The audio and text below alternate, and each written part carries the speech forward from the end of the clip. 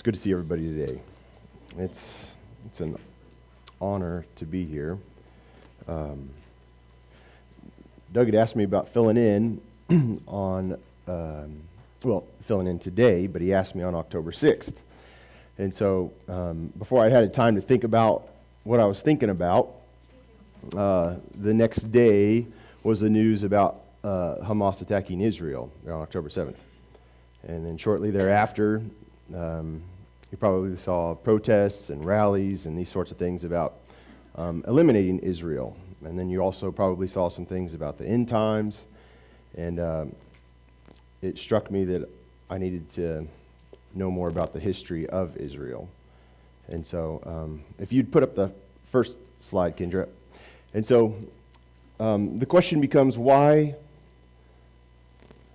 is a small part of the earth, there you can see it's 270 miles north to south, and I put Kansas there, okay, 213 miles, and so it stretched just a smidge further than north to south of Kansas.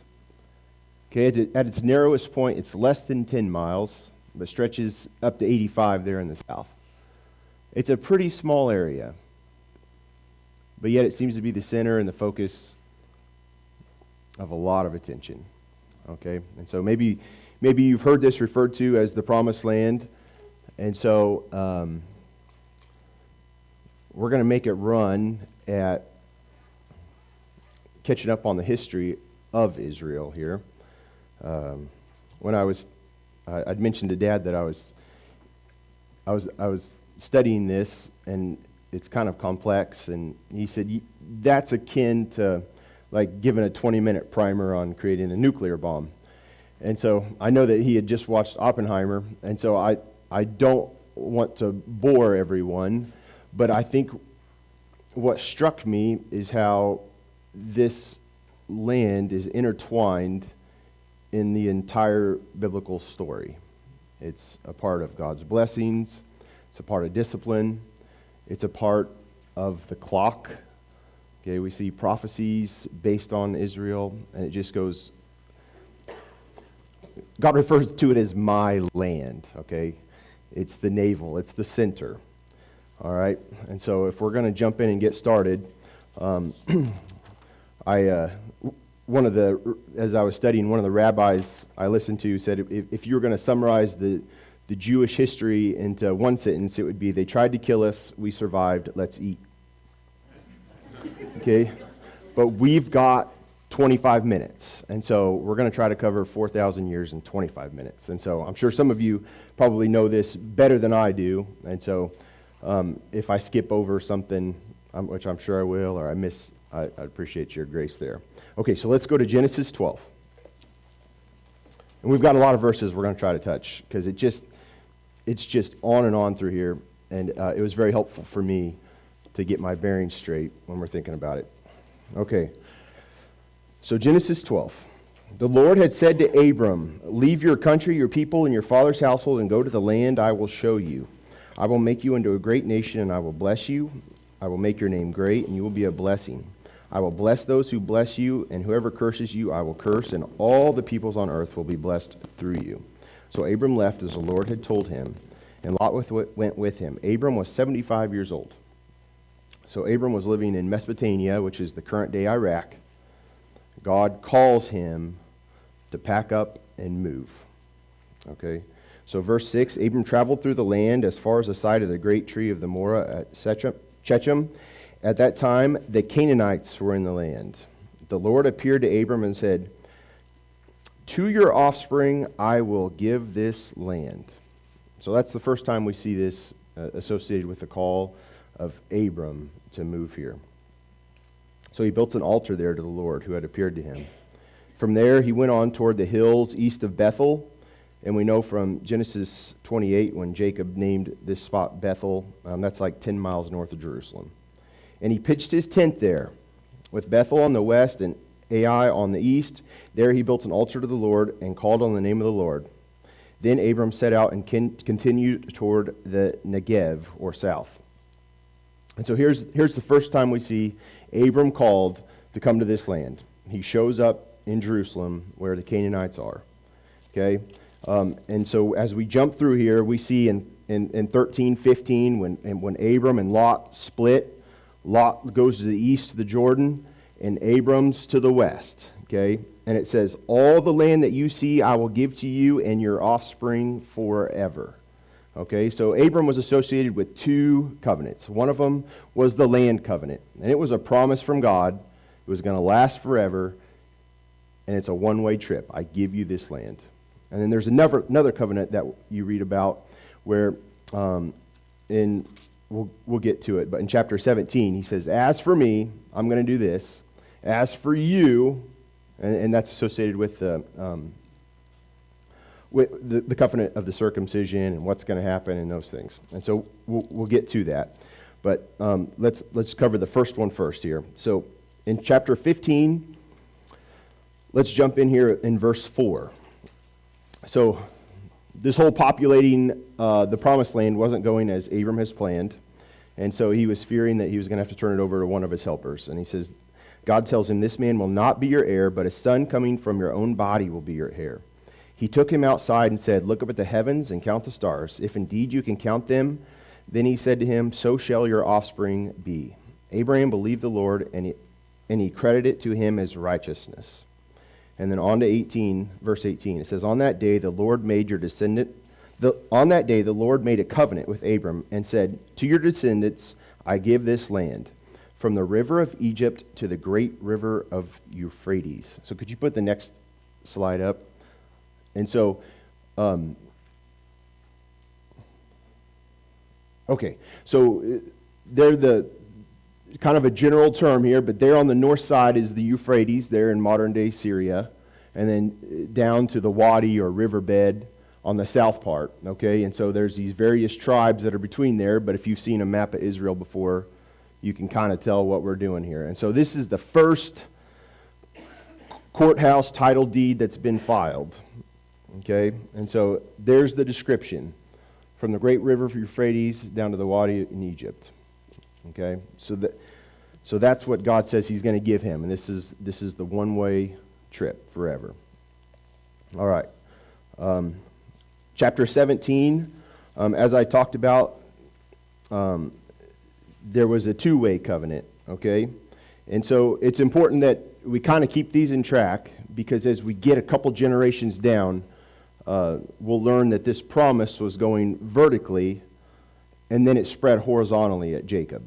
Okay, so let's jump in chapter 17, verse 19.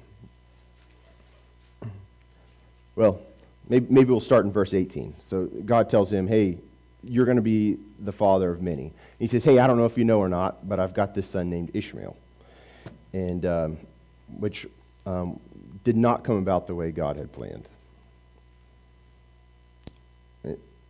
And so God says, your wife Sarah will bear you a son, and you will call him Isaac. I will establish my covenant with him as an everlasting covenant for his descendants after him. As for Ishmael, I have heard you. I will surely bless him. I will make him fruitful, and it will greatly increase his numbers. He will be the father of 12 rulers, and I will make him into a great nation. But my covenant I will establish with Isaac, whom Sarah will bear to you by this time next year. Okay, so Sarah is 89, and Abram's 99, and he's like, why don't we just use Ishmael in this deal? And God says no. And so we know that Sarah was past her age of bearing children, but that's kind of the point. Okay, this promise was to be miraculous. Okay, and so Abram just didn't quite understand that. but that is the point. Okay, so then let's see. In chapter 21, Isaac's born.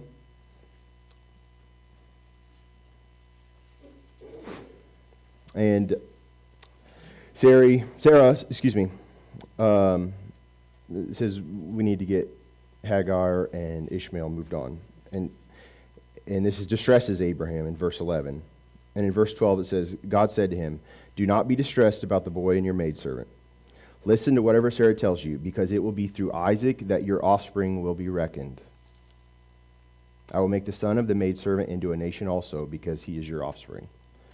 And so we'll get to that offspring later, and some of you probably know what's coming with that. But the promise is through Isaac. Okay, it's very specific about that. And so let's go to chapter 26, Genesis chapter 26.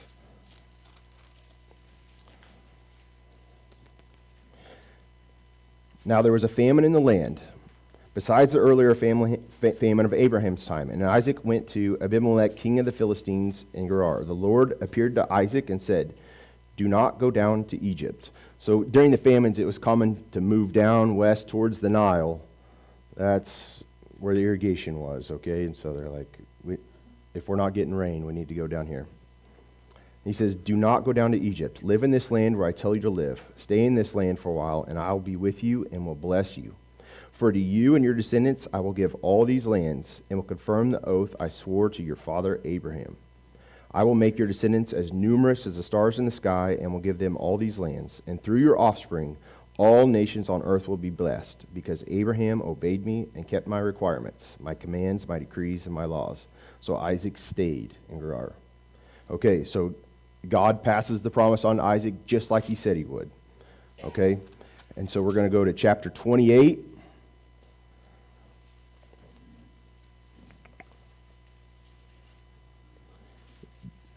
Isaac's going to pass his blessing on to Jacob. It says, "May God Almighty bless you and make you fruitful and increase your numbers until you become a community of peoples. May he give you and your descendants the blessing given to Abraham, so that you may take possession of the land where you now live as an alien, the land God gave to Abraham." And so twice now we see that Isaac, the promise was through Isaac, not Ishmael, and the promise was through Jacob, okay, and not Esau. And so you may say, that doesn't make sense to me. And so when Paul is addressing this in Romans, he says, look, God told Moses, "I'm going to have mercy on who I have mercy and compassion on who I have compassion. Don't be the clay that tells the potter, I don't think you're doing it right." Okay? So God's wisdom is beyond ours, but that is the way that God had set up the promise. Okay. We'll go to Genesis 32. Jacob wrestles with God. This is probably a story you're all familiar with. And so I'm just going to jump in here in verse 26. "Let me go, for it's daybreak." But Jacob replied, "I will not let you go unless you bless me." The man asked him, "What is your name?" "Jacob," he answered. Then the man said, "Your name will no longer be Jacob, but Israel, because you have struggled with God, with men, and have overcome." So this is the first time we see the word Israel, okay? And so that was the new name for Jacob, okay? And so now when you hear Israel, we've made it from Abraham to Isaac to Jacob, and Jacob is Israel, okay? And that means struggles with God. All right. Let's go to Genesis chapter 50. As you're probably aware, so there was another famine. God gave Jacob the okay to go to Egypt. Okay, they travel to Egypt. Says you're going to multiply there. And so what you see happen, at least from a layman's terms, this blessing now is among Israel's children, Jacob's children. Okay, so what was previously a line, okay, Jacob has set himself apart from where he was. He takes only his immediate family, and Jacob's children become the promised Jewish people in Egypt. Okay, and so Israel's children there. Okay, and so one of his kids, as you remember, his name was Joseph. Okay, now Joseph didn't make it to the promised land alive. But here in verse 24, he says, "Then Joseph said to his brothers, I'm about to die, but God will surely come to your aid and take you up out of this land to the land he promised on oath to Abraham, Isaac, and Jacob. And Joseph made the sons of Israel swear an oath and said, God will surely come to your aid. Then you must carry my bones up from this place. So just like his dad, he said, don't bury me here. You have to swear when you go back and take back this promised land, you'll take my bones with you. Okay, and we see Moses does that in Exodus. Okay, and so we've gone from 2000 BC with Abraham to like 1800 BC, and then we've got 400 years of captivation, and then we're going to pick up with Moses in 1400 BC. Okay, and so let's move. We got to keep moving here. Let's move to Numbers 34. Okay, in Exodus, you're probably familiar with the term, the part where God tells him, "You go tell him that I'm getting you out of this place and I'm taking you back to the promised land of milk and honey." Okay, and so in Numbers 34, we see a very detailed description of what this land is. And so maybe Kendra will put the next slide up there. And I apologize for the graphics here. These are just maps out of the back of my Bible. But okay, Numbers 34. The Lord said to Moses, "Command the Israelites and say to them, when you enter Canaan, the land that will be allotted to you as an inheritance will have these boundaries. Your southern side will include some of the desert of Zin along the border of Edom. On the east, your southern border will start from the end of the Salt Sea, cross south of Scorpion Pass, continue on to Zin, and go south of Kadesh Barnea. Then it will go to Hazar Adar and over to Asmon, where it will turn, join the Wadi of Egypt, and end at the sea." So there he gives a description for the south edge, the same that Abraham had. "Your western boundary will be the coast of the Great Sea. This will be your boundary on the west. For the northern boundary, run a line from the Great Sea to Mount Hor, and the Mount Hor to Lebo Hamath. Then the boundary will go to Zedad, continue to Zephron, and end at Hazar Enan. This will be your boundary on the north. For your eastern boundary, run a line from Hazar Enan to Shephram. The boundary will go down from Shepham to Riblah on the east side of the Ain and continue along the slopes east of the Sea of the Kinnereth. Then the boundary will go down along the Jordan and end at the Salt Sea." And so he kind of drew that line right down the middle there, modern day eastern side of Israel. This will be your land and its boundaries on every side. Moses commanded the Israelites, "Assign this land by lot as an inheritance. The Lord has ordered that it be given to the 9.5 tribes." So west of there's 9.5 tribes. You'll see Manasseh is on both sides of the river. "Because the families of the tribe of Reuben, the tribe of Gad, and the half-tribe of Manasseh have received their inheritance. These 2.5 tribes have received their inheritance on the east side of the Jordan." And so you see the 2.5 tribes on the east side. And so a pretty detailed description of what the 12 tribes were going to take over. Jacob, or Israel, had 12 sons. One of them was part of the Levites, of which didn't get the land spot. And so Joseph had 2 sons that got him back to 12. And that's Manasseh and Ephraim there.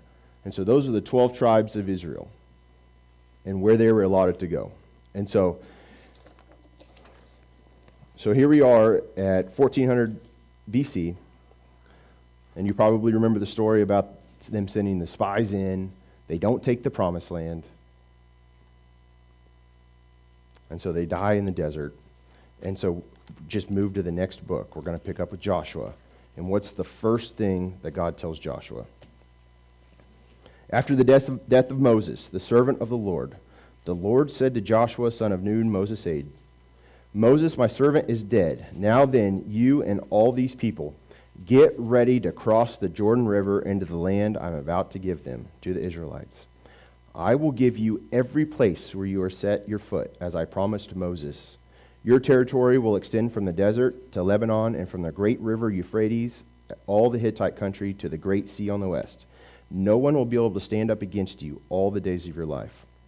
As I was with Moses, so I will be with you. I will never leave you nor forsake you. Be strong and courageous, because you will lead these people to inherit the land I swore to your forefathers to give them. Be strong and very courageous.'" And so as you go through Joshua crosses the Jordan. Okay, God miraculously dries the Jordan. They cross the Jordan. He takes over Jericho. Okay, and so then like 8 chapters later on, all these battles and detailed descriptions of allotting these tribes in their spots. Okay, so you see God's hand battle after battle after battle. Okay, acquiring the promised land that was their inheritance. And that's the book of Joshua. Okay? After Joshua, we're just going to keep going. It's like a short history. But you get into Judges where you just get these stories of these raids occurring, and they're like, God, we need a king. Okay, we need a king. And so then you get to Samuel. And Samuel says, Saul's the guy. Saul's the guy. He picked him out because he's tall. He's got to be him. That didn't go so well. But there was a young man that God picked out named David. Okay? And Samuel anoints David, young David, as the next king. Okay? Maybe go to the next one. Okay, so David's battles that we read about, just battle after battle that God blesses David. You can see that David's there in the blue, and then it's got some of the territory that Solomon picked up, all the way to the Euphrates, south to the Wadi. Darn near the exact description of the promised land that was going to be the Israel Empire, okay? Darn near. You can see a little bit there, the Gaza. Maybe you're familiar with that in the news. The Philistines, okay? They were kind of a thorn in the side of the Israelites, okay? They're in the southern and central part. But David was obedient to God, took over Jerusalem, set up that as the empire, as the capital. And when he turned things over to Solomon, his son, they constructed the Solomon's Temple that we're probably familiar of. Okay, and so this is about 1000 BC to 950 BC. So we've covered 1,000 years, and about this much in the Bible. Okay, and so we've covered 1,000 years, this promised land as the central, touch point with God. Okay, disciplines, blessings, miraculous things happening. And it just continues, okay? So for the next hundreds of years, various empires come in and occupation of things. But what's interesting about this is that even through that, as the prophets prophesy, hey, we got kicked out because we were doing this, but God's going to return us. If you want to read like Daniel 7:13 sometime, okay, he prophesies over and over of these 4 kingdoms that are going to have control over Israel. And at the end of that, the Messiah is coming, the Son of Man. Okay, and so even in not having, Israel government, it was still God's clock. Okay, that they prophesied and they knew things were going to happen. And so the Messiah comes. Jesus comes in roughly 0. Okay, so for intensive purposes here, we're gonna step forward to the New Testament, and let's go to like Matthew 24.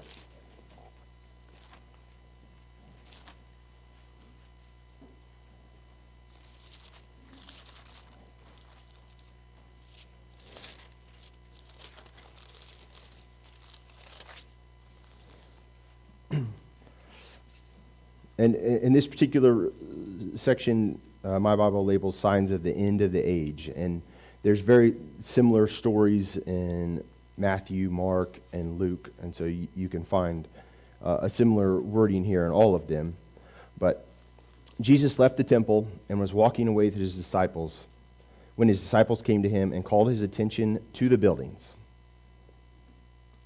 Do you see these things? He asked, referring to the temple. I tell you the truth, not one stone here will be left on another. Every one will be thrown down.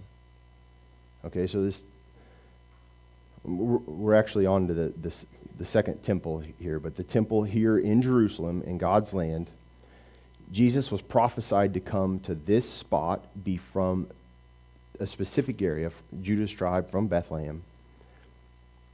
And it's just amazing that after, thousands and thousands of years story, the same time that Jesus says, my blood is the new covenant, okay, within 40 years, the temple of the old covenant in Jerusalem is destroyed in AD 70 by the Romans.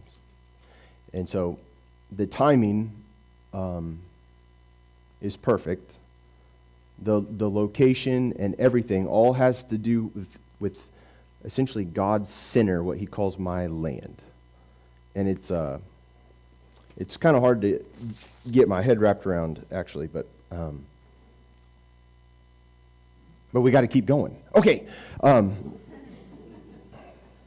So in AD 135, the Jews have a revolt against the Romans. And so this Emperor Hadrian, to kind of spite the Jews, changes the region, what was known as Judea, to Palestine, as a play on the Philistines, the thorn in their side. And so you begin to see this word come up. And so it'd be like, I don't even know what it'd be like, but it'd be like all of a sudden Kansas gets changed to the Oklahoma Sooner area or whatever, And so it's like, I'm going to teach you a lesson here. And so now the Jews, if you're born here, you're born in Palestine, or a name off of the Philistine word, What's the next map? All right. So we're going to go pretty fast here. In 600 AD, that is when Muhammad comes onto the earth. And in about 630, the Quran is wrote. And they track their lineage back to Ishmael. And so Ishmael, turns out he did have a lot of lineage. A lot of numbers.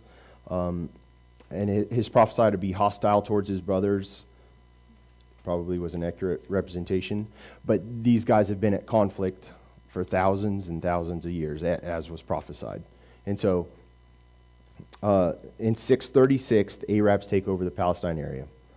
They build their Dome of the Rock in 691 on top of the Temple of Solomon.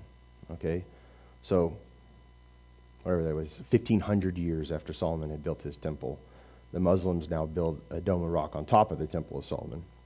The Crusades come through, 1099, 1291. It goes back to Muslim control. In 1571, the Ottoman Empire has control over this area. After World War I, the Brits end up with control of it. Maybe the next one. So after World War I, the Ottoman Empire falls. And so Great Britain ends up with control over what's shown on here is the Palestine area. And so through the next couple decades, Iraq and Syria and these other countries begin to form.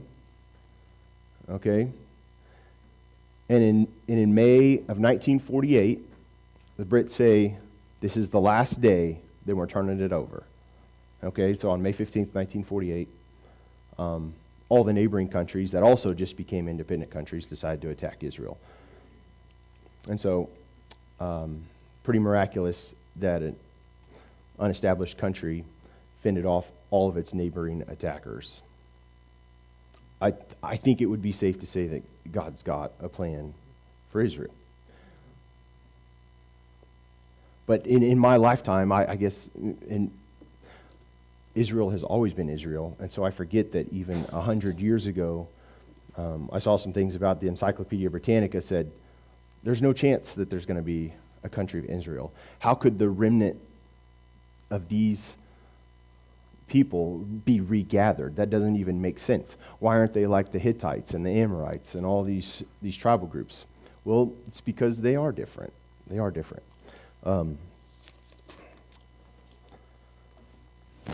Okay, so that brings us to today.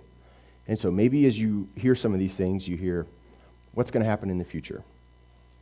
Let's go to Romans 9. You know what? No, let's we better go to Romans 11.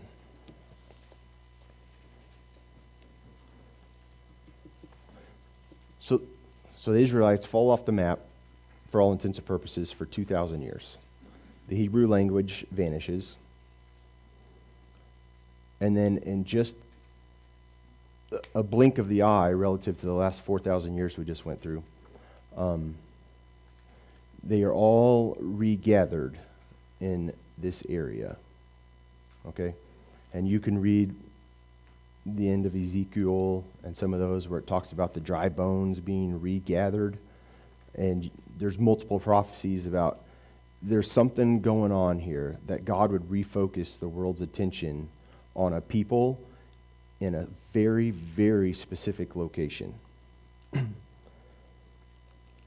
So at the time, here in 11 verse 1, did God reject his people?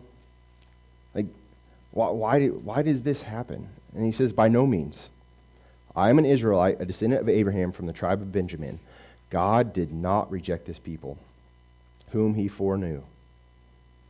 Okay, and I'm going to skip down to verse 5. So too, at the present time, there is a remnant chosen by grace. And if by grace, that is no longer by works. If it were, grace would no longer be grace. Okay, and he goes on to talk about, look, these roots of this olive tree, okay, this Abraham, Isaac, Jacob, it needed to happen the way it happened. Okay, and I know the Jews' hearts were hardened to Jesus, but it's so that we could be grafted on, okay, to these roots, this promise of a Messiah that came through Abraham, Isaac, Jacob, through David, and on and on. It was for our benefit that this happened. Okay? And he says they'll be grafted on later. They've got all the root structure to make it happen. And so in verse 25, he says, I don't want you to be ignorant of this mystery, okay, brothers, so that you may be conceited. Israel has experienced a hardening in part until the full number of the Gentiles has come in. And so all Israel will be saved. You can just rest assured that God is sovereign in all this. And Paul's telling us that we need to be thankful that this whole thing happened the way it did so that we are participants and have access to our Savior. He goes on in verse 28, as far as the gospel is concerned, they are enemies on your account. But as far as election is concerned, they are loved on the account of the patriarchs. For God's gifts and his call are irrevocable. They're irrevocable. Okay, so I don't know if God's plan is that something happens next week or in a year or in 1,000 years. We have no idea. We're going to be surprised. We're going to be surprised. But our hope is in him, and we should be encouraged that we're a part of this plan. All right, thanks.